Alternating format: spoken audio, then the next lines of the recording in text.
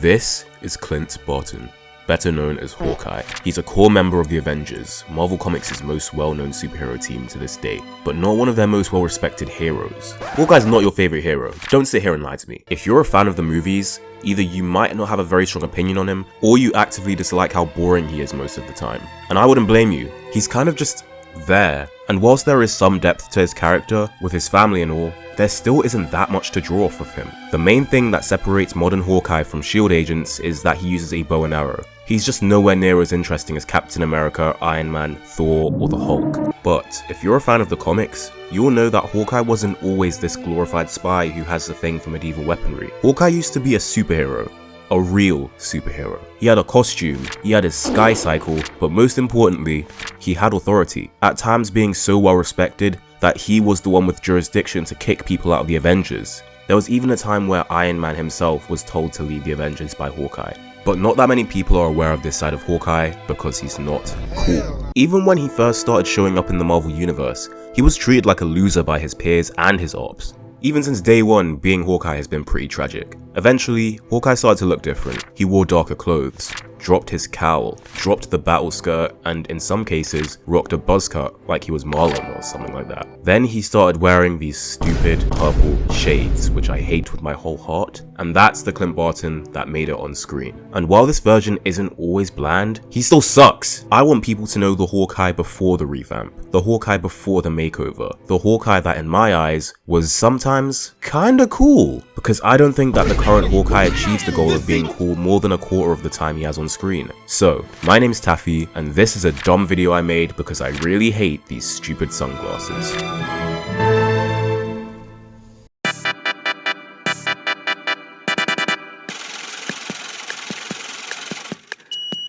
Pizza time.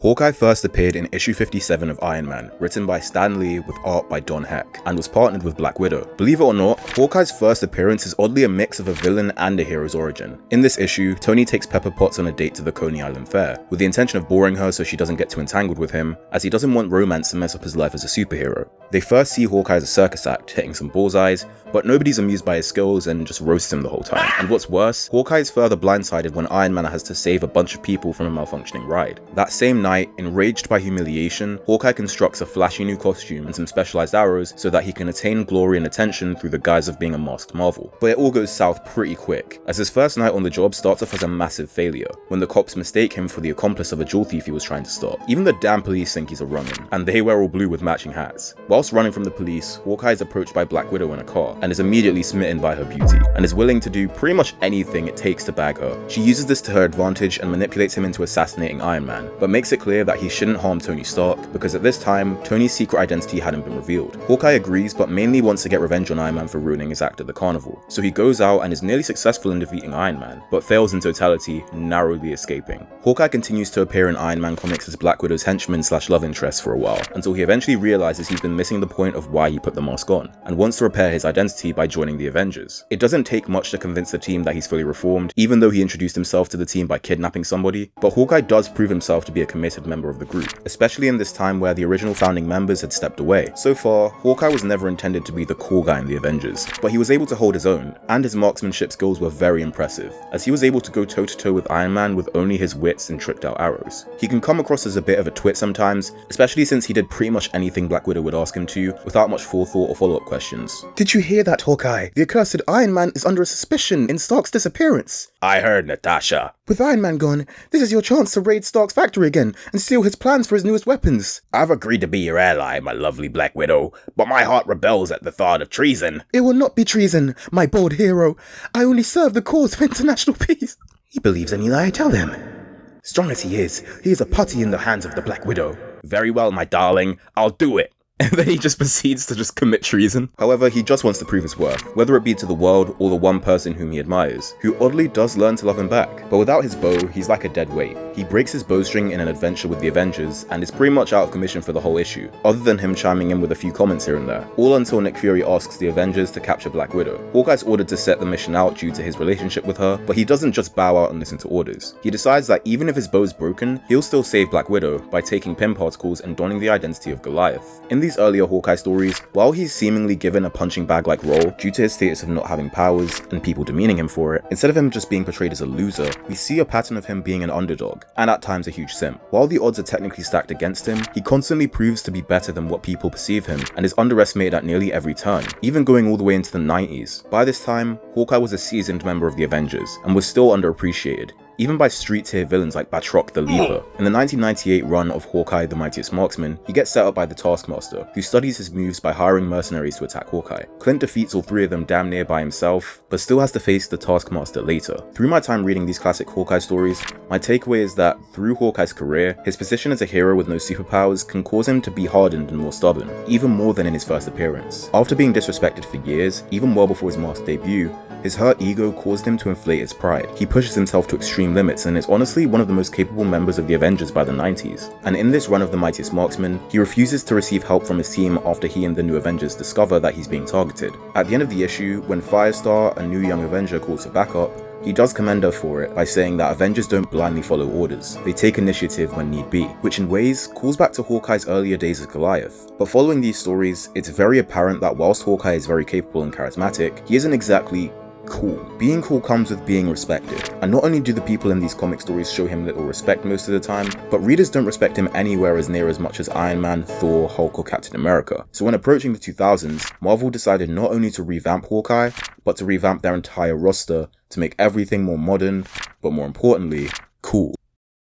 In 2000, Marvel launched its Ultimate comic line, a brand new continuity where some of their most popular series could have a fresh start, with a more modern touch to things. So when thinking of the most popular characters to reboot first, Hawkeye was obviously not among them. Spider-Man and the X-Men got that treatment. But in 2002, the Avengers were reintroduced to comic readers as the Ultimates. Due to the Ultimate universe being set in the early 2000s, and trying to appeal and relate to readers of that age, the whole masked Marvel stuff just won't always fly.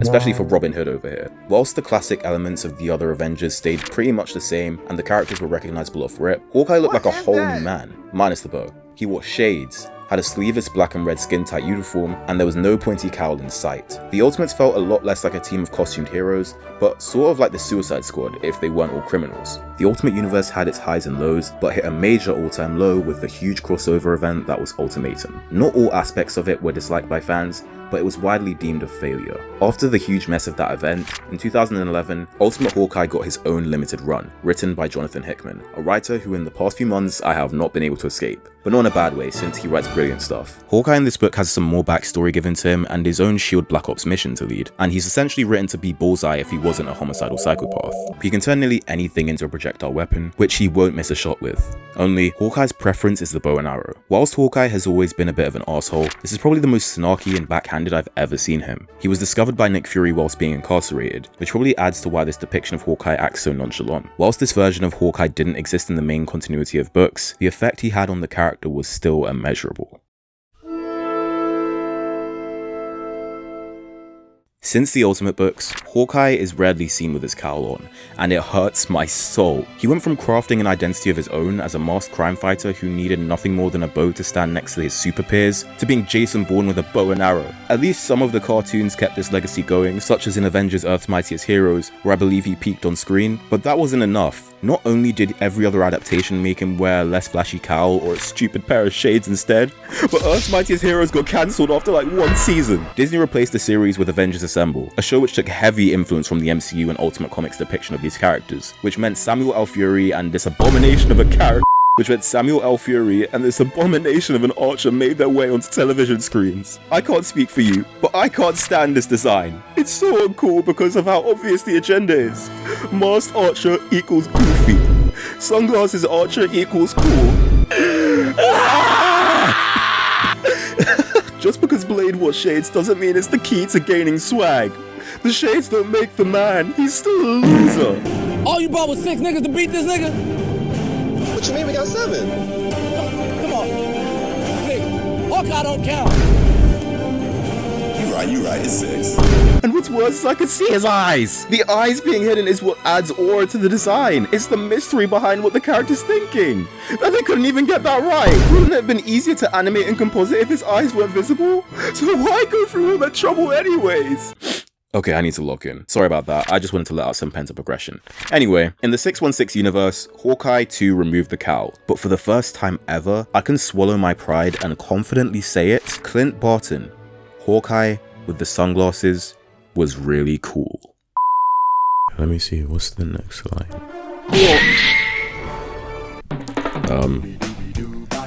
Yo, guys. What is that? I'm sorry, this is stupid. I hope you're enjoying the video so far. You know, if you're a Hawkeye fan, I apologize for all the roastage, but I'm just speaking my truth. I'm saying what I think is true. But yeah, I'm not gonna lie. I'm here right now, dressed as Agent P, to ask you guys humbly, can you subscribe, please? Bruh. Okay, look. This is kind of like, you know the Hollywood walkway, all the random hustlers in the Michael Jordan cosplay and Spider-Man cosplay trying to get $1. I know this is pretty much that. Look at me. Look what I'm doing for you guys. I'm in a Perry the Platypus costume.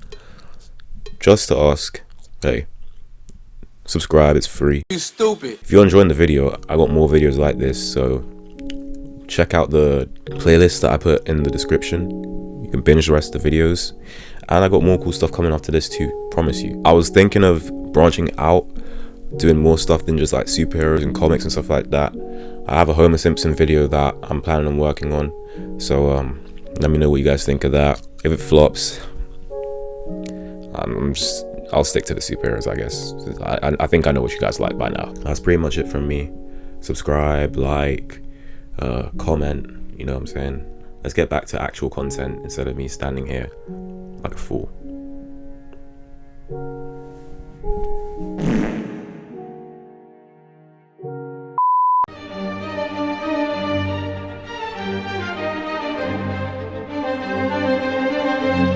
This is Matt Fraction and David Aha's run on Hawkeye, one of my favorite comic runs released by Marvel ever. It's funny, it's action-packed, it's stylish, cinematic, and for the first and only time, Hawkeye's sunglasses don't look like a forced agenda to try and make him look cool. After watching the MCU's Hawkeye series, I was given the omnibus of Fraction and Aha's Hawkeye that same Christmas, and it was my second real comic encounter with Hawkeye after seeing him appear in Iron Man Armor Wars. And I'm not gonna sit here and lie to you guys, all my issues with the modern Hawkeye design and aesthetic were completely absolved in this run. Hawkeye's a very genuine character in this book, and feels like a person you might know in your real life. The way he interacts with both strangers, neighbors, and his close allies don't always have to be a big part of the major plot, but just slices of life to make us understand him and root for him more. He's not a saint or anything, he can be a bit of a prick to people, and it's kinda understandable why, because he also constantly gets his ass beat in this book. And in a way, it's kind of a staple of the series. I brought this up because even though he takes a lot of hits, he somehow stays swaggy while doing it. Not to take away from Matt Fraction's writing because he is legendary, this book would never have hit the same if it weren't for David Aha's brilliant work on it. He chose to use a very flat and old school comic style for the line work, which was then coloured in very flat, warm pastel colours that speak to me on a higher level than words ever could. A lot of other artists have done this, such as with Chris Samnee in his fill-in issues for Ultimate Spider-Man and David Mazzucchelli's art on Batman Year One. And whilst I highly appreciate their work on these books, this one just hits so differently because of Aha's masterful paneling, absurd angles, and widespread action scenes. It was the book that I think single-handedly brought back interest in Hawkeye as a character, and was even the blueprint for the MCU Hawkeye series, featuring some of the same characters, the same purple color scheme for the suits, and the art direction for the credits. But since we're on the topic of MCU Hawkeye, this is one of the most boring fictional characters to watch, ever. I never realized it until recently, but Hawkeye's lack of highlights in these movies is perplexing. I only have one real memorable feat from his entire time being in the franchise, and I don't even know if it counts. In the first Avengers film, Hawkeye is under Loki's mind control, and whilst on the back of a Quinjet, this dude shoots an arrow and bends it like Beckham, hitting the helicarrier in the perfect position to blow up one of its turbines, nearly crashing it right then and there. And this turbine happened to be located right near the room the other Avengers were located in. This could have been really cool to see if Hawkeye wasn't under damn goddamn mind control. Throughout the several appearances Hawkeye makes in these movies and shows, he doesn't really have much of a personality and stays pretty much one note up until Avengers Endgame. And in his most memorable scene of the film, he's somewhat overshadowed by Black Widow and her sacrifice. This tends to be a pattern I found throughout the MCU with Hawkeye, right up until the release of the show. And even in that case, I was more excited to see Kingpin than Clint Barton himself, so take that as you will. Wherever he did something notable or eyebrow-raising, whether it was in an action or something more personal, such as the introduction of his family, making him more of a character than just the bowman, it's then overshadowed by something greater or more interesting. And I think it has to do with this guy's terrible excuse for a costume. It's so forgettable that he damn near blends into the background. In practicality, it makes sense for him to wear all black with maybe the slightest hint of burgundy, because he's introduced to the audience as one of the world's greatest snipers, who are obviously supposed to be somewhat hidden in sight. But I think that Hawkeye's presence would be more apparent. In fact, I dare say, he would be cooler if he walked around with that pointy cowl that he created for himself in the comics. Okay, this is a bad example of an IRL cowl, but it's a multi-million-dollar movie, the costume team would do a good job. I hope. If I were the writer of the Avengers, I would have made a small storyline for Hawkeye to go and make himself a costume to not necessarily fit in with his peers, but to inspire hope in others, in a similar way that Captain America's Star-Spangled Suit does. It could be his way of showing that he's more than just a spy or a marksman, but he is truly a hero. I don't think it would have been out of character, because that's part of the reason he created his suit in the comics, to prove that he's more than meets the eye. They could even use the vanity angle, where Hawkeye desires the recognition and glory. It would be an excuse to make him look more like an individual, to give him an identity, rather than to water him down as a character and just make him whatever he is right now. Hawkeye is a strange character, because the way I see it, he was never created to be in the spotlight. He was introduced as an adversary rather than in his own self-contained issue, like most other Marvel heroes. But at the same time, for him to be an addition to the Avengers would mean that the people must have liked him to some extent. Lee and Heck added him to the team as he was able to provide a relatable dynamic by fitting the everyman trope, whilst also having a strong personality. The reason why I hate those sunglasses and this stupid design in general is because I think it shoots itself in the foot. To be cool doesn't mean to be nonchalant or to be gritty. Being cool means to have a strong identity and a sense of self, being unapologetic in the way you portray who you are. And Hawkeye's purple suit with the cowl and the battle skirt made for a pretty striking identity, to the point where if you saw his silhouette, there'd be no question as to who you're looking at. That's the Avengers' greatest marksman, that doesn't give a damn and does what he thinks is right. But when I see this guy, it feels like he's doing too much, like he's trying too hard, like he doesn't have as much of an identity, or worse, like he's trying to conform to what other people think is cool, because people will laugh at him for being his true self. So yeah, screw these sunglasses, subscribe to my channel, please, and if you like this video, leave a nice comment. If you hated this video, leave me some hate comments, man. I don't really care. Thanks for watching, and I'll see you next time, nerds. So who's the Taffi? anyway? Wait. Taffi. Yeah, keep on saying what you're saying. Tell him. Who is Moon Knight? Taffi. You don't want these problems. I want all the problems. Security. I want all the smoke. Please, I don't want Taffi. Get him up. I don't want Taffi.